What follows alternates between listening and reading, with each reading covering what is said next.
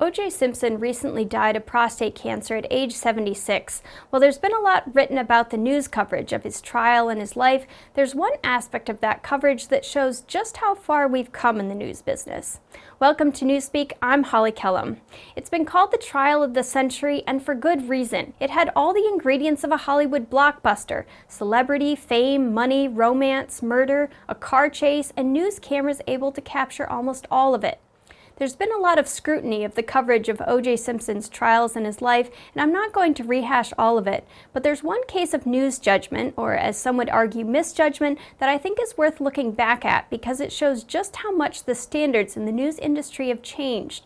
In 1994, Time magazine used as its cover photo a mugshot of OJ Simpson with the headline "American Tragedy." As you can see, Time used the real image, but commissioned an artist to manipulate it. Time wrote in a letter to readers afterwards, "The harshness of the mugshot, the merciless bright light, the stubble on Simpson's face, the cold specificity of the picture had been subtly smoothed and shaped into an icon of tragedy. The expression on his face was not merely blank now, it was bottomless. This cover, with a simple non-judgmental headline, An American Tragedy, seemed the obvious right choice." Well, to a lot of people, it didn't seem like an obvious right choice. People accused Time of racism and said that by darkening OJ's skin, it made him look more sinister and even guilty. The executive director of the NAACP at the time said it made him look like some kind of animal. Others objected to the fact that the photo had been changed at all, arguing that news photos should never be altered. Time's managing editor Gaines wrote, "To a certain extent, our critics are absolutely right. Altering news pictures is a risky practice, since only documentary authority makes photography of any value in the practice of journalism.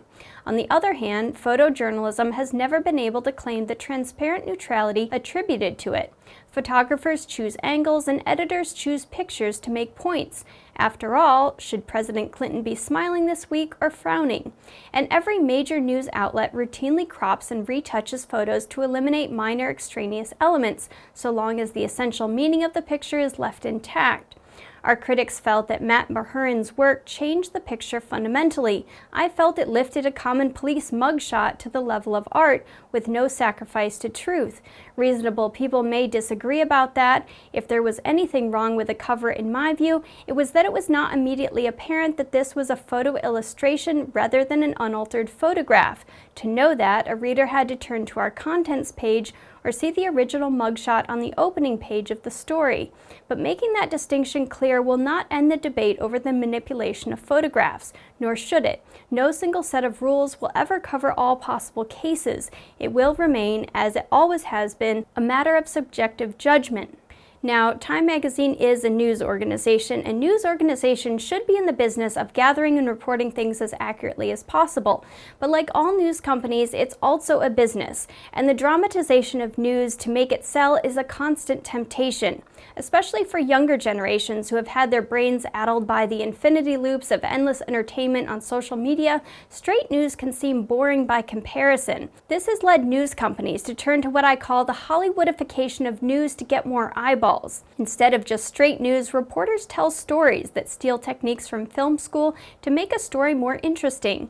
And I'm guilty of this also.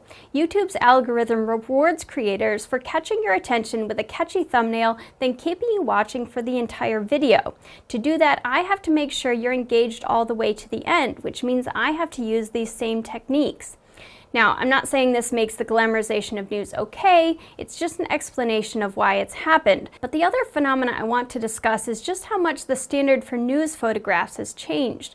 When I got into the news business over 10 years ago, it was considered unethical to do anything but the lightest corrections to news photographs, and usually it was to make them more true to life.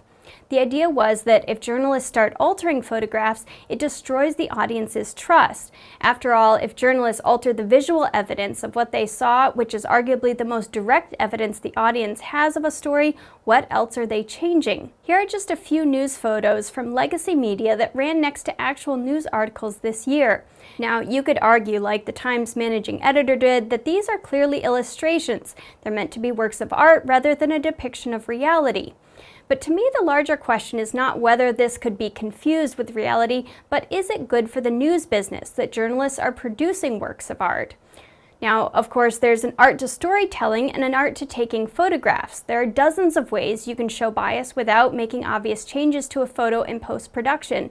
But is this obvious fabrication in some ways beneficial for the news media? The one upside I could see is that it gives journalists the ability to make a clear point, like this photo from the Washington Post. Having that red line over Trump's mouth clearly portrays a gag order, which is what the story is about. But this one of Elon Musk, could someone mistake it for a stylized version of a real photograph? Absolutely. I had to check the caption to make sure it was an illustration because Musk's dislike of Biden is very well known. Him wearing a Never Biden hat is completely plausible. There are even more subtle Photoshop changes that mainstream media is using that I think would have been shunned 10 years ago. Take this photo of Trump. It looks to me like the New York Times messed with the contrast to make the shadows darker and tone down the color. Here it looks like they tinkered with the saturation, making him look more orange than he really is.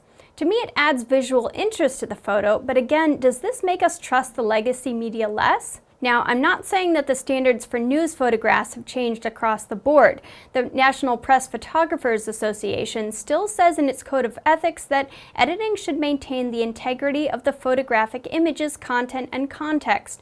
Do not manipulate images or add or alter sound in any way that can mislead viewers or misrepresent subjects. So it's not like those principles have been thrown out the window, but with newer media especially, adherence to those principles are changing.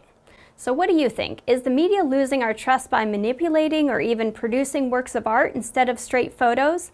Let me know what you think in the comments, and if you like this video, please like, comment, subscribe, and share it with your friends. Once again, I'm Holly Kellum, and you're watching Newspeak.